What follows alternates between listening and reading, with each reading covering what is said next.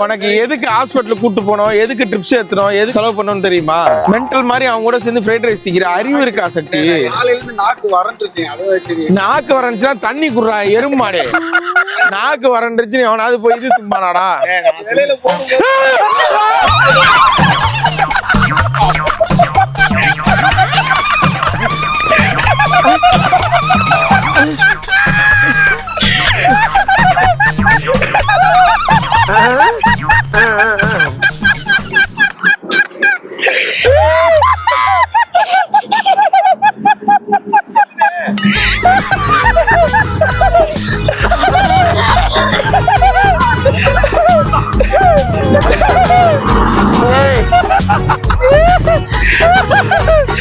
உயிர் மேல அவ்வளவு பயம்.